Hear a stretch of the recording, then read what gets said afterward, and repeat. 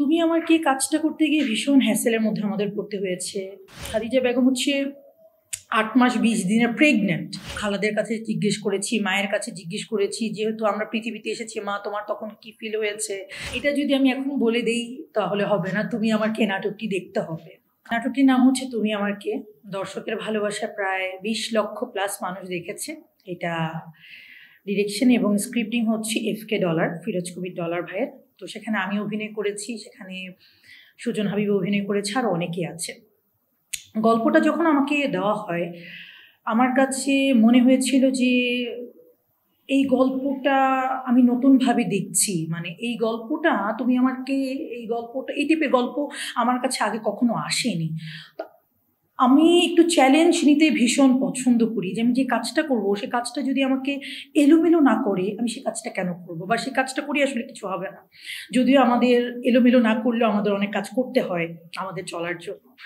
তো তুমি আমার এর গল্পটা আমাকে ভীষণভাবে এলোমেলো করে, এবং আমি ডলার ভাইকে বললাম যে ডলার ভাই আপনি কবে করতে চান? বললো যে আপনি যেদিন আমাকে ডেট দিবেন আমি আপু করে ফেলবো। তো সেই জায়গা থেকে আসলে তুমি আমার কাজটি করা। তুমি আমার কাজটা করতে গিয়ে ভীষণ হ্যাসেলের মধ্যে আমাদের পড়তে হয়েছে। বাসের মধ্যে করতে হয়েছে, রাস্তাঘাটে করতে হয়েছে। বেশিরভাগ সিনই আমাদের রাস্তাঘাটে ছিল, বাড়ি পোর্শন খুবই কম ছিল। তো এবং আমাকে তো আসলে প্রেগনেন্সির ক্যারেক্টার এখানে প্লে করতে হয়েছে। আমি ভীষণ অসুস্থ হয়ে গিয়েছিলাম এবং এবং দর্শক দেখবে আমি এই গরমের মধ্যেই কাজটা করেছি তুমি আমাকে, চাদর ফাদর দিয়ে, মানে ভয়াবহ অবস্থা। মানে তখন আমি ডলার ভাইকে বলি যে ডলার ভাই আমি কি অ্যাক্টিং ঠিকঠাক করতে পারছি? আমি তো সিক ফিল করছি। বললো যে আপনি সিক যত ফিল করবেন তত আমার ক্যারেক্টারের জন্য ভালো।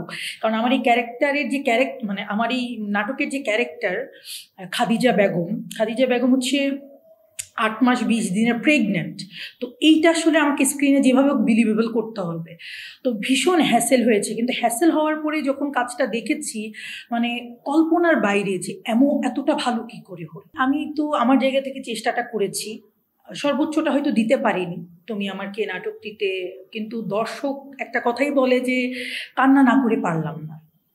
খাদিজা বেগমের জন্য আসলে ভীষণ মায়া লাগছে, কষ্ট লাগছে।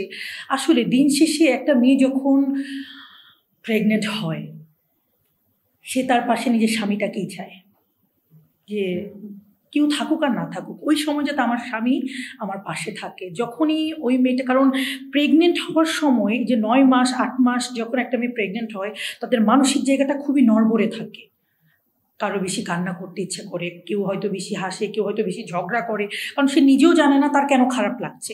তখন আসলে সেই সময় আসলে নিজের আপনজনকে তারা খুব চায়, বিশেষ করে তার স্বামীকে। যখন তার স্বামীকে না পায় তখন যে একটা মেয়ের জীবন এলোমেলো হয়ে যায় সেটা আসলে সে মেয়েই বলতে পারবে, একজন প্রেগনেন্ট ওমেনই বলতে পারবে। তো সেই জায়গা থেকে আমি আসলে চেষ্টাটা করেছি। খাদিজা বেগম ঢাকায় আসে তার স্বামীকে খোঁজার জন্য। এই যে স্বামীকে খুঁজতে এসে একজন প্রেগনেন্ট মহিলা সারাটা রাস্তায় তার যে অনেক প্রবলেমের মধ্যে, অনেক বিপদের মধ্যে যে পড়তে হয়, সেটা আসলে আমি চেষ্টাটা করেছি। আর বাদ বাকিটা আসলে দর্শকের ওপর, দর্শক আসলে কিভাবে আমাকে গ্রহণ করেছে। এটা যদি আমি এখন বলে দেই তাহলে হবে না। তুমি আমাকে নাটকটি দেখতে হবে।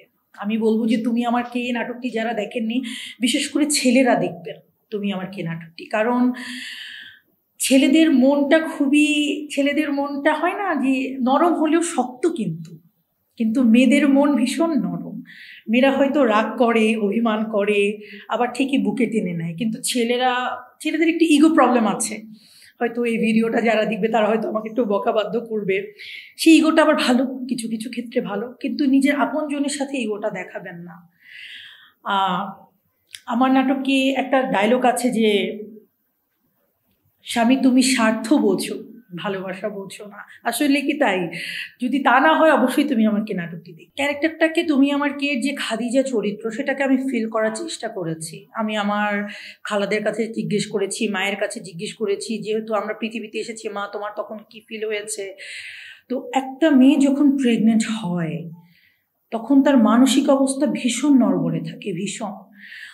সে নিজেও জানে না তার কেন খারাপ লাগে, সে নিজেও জানে না তার কেন ভালো লাগছে।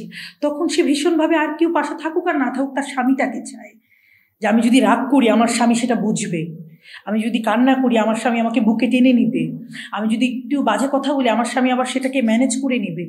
তো সেটা আসলে সবসময় হয়ে যায় না। আমি বলবো যে ছেলেরা তাদের স্ত্রীকে কিংবা তাদের মানে বউকে ওই সময়টা, শুধু ওই সময়টা না, আমরা মেয়েরা খুবই নাজুক, খুবই নাজুক। আমরা হয়তো মনে অনেক কিছুই থাকে না, কিন্তু হয়তো আমরা জিদ্দের মাথায় অনেক কিছু বলে ফেলি। কিন্তু দিন শেষে আসলে বাংলাদেশের বেশিরভাগ মেয়েরাই আসলে যারা বউ বিয়ে করেছে তারা আসলে স্বামীর সাথেই থাকতে চায়। তো বলবো যে শুধু প্রেগনেন্ট কেন, সবসময় আসলে স্বামী স্ত্রীর বন্ধনটা খুব জরুরি। এটা যখনই ছিন্ন হবে না, তখন বাইরে থেকে অনেক কিছু ঢুকে যায় আলাদা করে দেওয়ার জন্য।